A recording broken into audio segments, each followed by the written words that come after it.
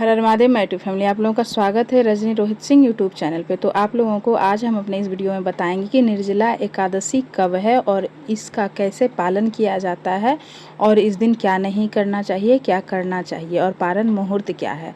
तो चलिए video start करते हैं। आप लोगों को निर्जला एकादशी की ढेर सारी शुभकामनाएं। आप सभी के जीवन में लक्ष्मी नारायण की कृपा से आप सभी को सुख समृद्धि की प्राप्ति हो।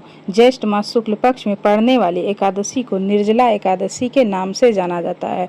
इससे आप लोग तो वंचित नहीं होंगे। आप लोगों को पता ही होगा कि निर्जला एकादशी क्या होता है। इसका मतलब होता है कि जैसे सारी एकादशी में हम फल, दूध और चाय पी सकते हैं या और सब सारी चीज़ों का सेवन कर सकते हैं, तो इस वाले व्रत में हम लोग निराहार करेंगे। निराहार तो करेंगे ही, निर्जल यानी कि जल भी इसमें नहीं पिया जाता, इसलिए इस एकादशी को निर्जला एकादशी कहा जाता है।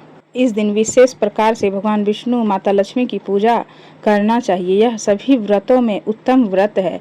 24 एकादशियों का पुण्य प्राप्त एक व्रत करने से मिल जाता है, तो इसलिए एकादशी का व्रत इस दिन धारण जरूर करना चाहिए। अगर केवल वर्ष में एक निर्जला एकादशी का व्रत धारण कर लेते हैं, तो व्रतों में नियमों का पालन कर लेते हैं, तो उन्हें सभी एकादशियों का पुण्य प्राप्त होता है। इस व्रत के प्रभाव से स्त्री हो या पुरुष, सभी के कितना भी भारी पाप हो, भीषण पाप जिसे बोला जाता है, वो भी नष्ट हो जाते हैं तथा सभी प्रकार के पुत्र, धन, सुख, समृद्धि आदि की प्राप्ति होती है। इस व्रत में गोदान करना, गोदान देने की सामर्थ्य ना हो तो तांबा, पीतल या मिट्टी का पानी का भरा हुआ घड़ा इस दिन दान करने का विशेष महत्व है, क्योंकि हम तो जल नहीं पीते हैं लेकिन जल का दान किया जाता है।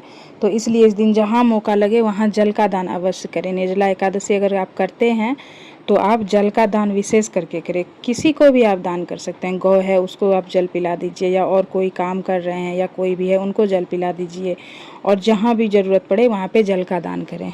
यह एकादशी वर्ष की सबसे बड़ी एकादशी मानी गई है। ऐसे में प्रश्न उठता है कि क्या निर्जल रहना आवश्यक है?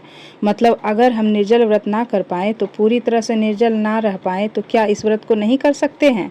और अगर हम जलाहार के द्वारा फिर फलाहार के द्वारा यह व्रत करते हैं, तो क्या इस व्रत का फल हमें नहीं प्राप्त होता है?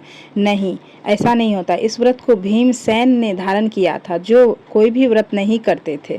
तो उन्होंने महर्षि वेदव्यास से पूछा कि मैं तो कोई भी व्रत नहीं करता, तो मुझे मुक्ति कैसे मिलेगी? इस पर स्वर्ग की प्राप्ति कैसे होगी? जैसे कि पांचों पांडव सारी एकादशियों का व्रत करते थे, माता कुंती भी एकादशी का व्रत द्रौपदी भी करती थी, और मैं नहीं करता इस व्रत को, क्योंकि मुझे भूख बहुत अधिक लगती है। ऐसे में व्रत करना तो असंभव है, तो मैं किस मार्ग से स्वर्ग को प्राप्त कर सकता हूँ, फिर मोक्ष को प्राप्त कर सकता हूँ? तो वेदव्यास जी ने कहा कि आप सिर्फ एक एकादशी का व्रत करो। अगर आप निर्जल रह पाते हो तो आपको इन वर्ष भर की 24-26 एकादशियों का फल प्राप्त हो जाएगा। ऐसे में भीमसेन ने किसी प्रकार से इस व्रत को धारण किया, और कठिनता से ही, लेकिन उन्होंने इस व्रत को पूर्ण किया। तो क्योंकि वर्ष भर की कोई भी एकादशी वो नहीं करते थे, सिर्फ एक निर्जला एकादशी का व्रत उनसे वेदव्यास जी ने करवाया। इससे उन्हें साल भर के एकादशियों का पुण्य प्राप्त हुआ।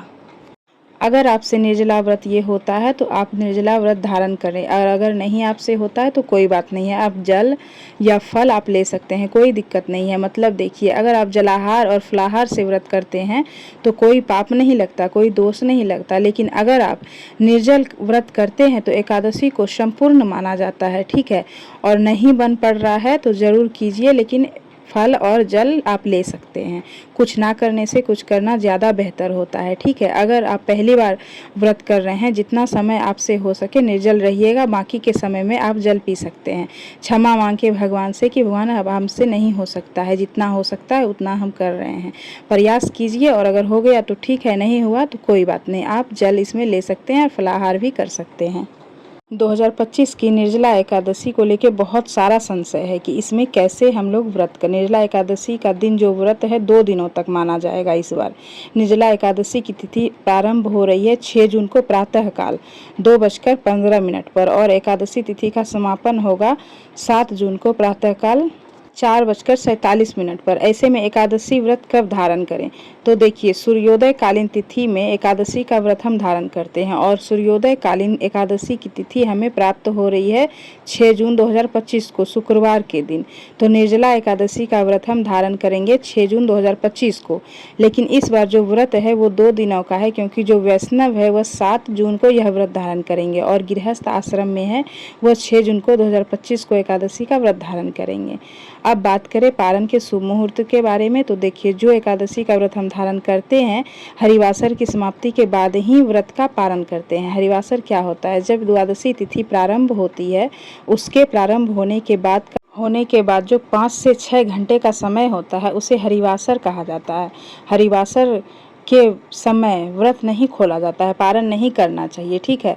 इसलिए उसके बाद ही हम पारण कर सकते हैं। तो हरिवासर समाप्त हो रहा है 7 जून को 2025 शनिवार को सुबह 11:25 पर और हरिवासर की समाप्ति के बाद हम अपना व्रत खोल सकते हैं। व्रत खोलने का जो मुहूर्त है दोपहर में 1:44 से दोपहर 4:31 पर 7 जून को, दोपहर 1:44 से शाम को 4:31 आप व्रत खोल सकते हैं। आपने 6 जून 2025 को एकादशी का व्रत धारण किया है तो आप जो है 7 जून 2025 को एकादशी का व्रत खोलेंगे।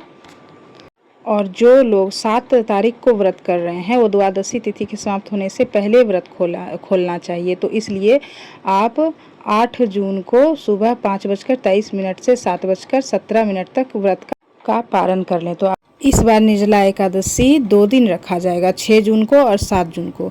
अपनी इच्छा के अनुसार आप दोनों दिन में किसी दिन भी एक दिन व्रत कर सकते हैं, दोनों दिन कर सकते हैं, लेकिन दोनों दिन निर्जला रहना तो बिल्कुल भी संभव नहीं है। ऐसे में जिस भी समुदाय को हो आप मानते हैं, जैसे भी संप्रदाय से आप जुड़े हैं उसके अनुसार आप निर्जल एकादशी का व्रत कर सकते हैं।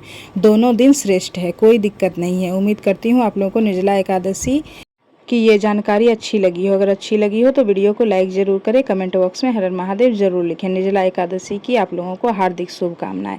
भगवान करे आपका व्रत ये अच्छे से पूर्ण हो जाए। हर हर महादेव।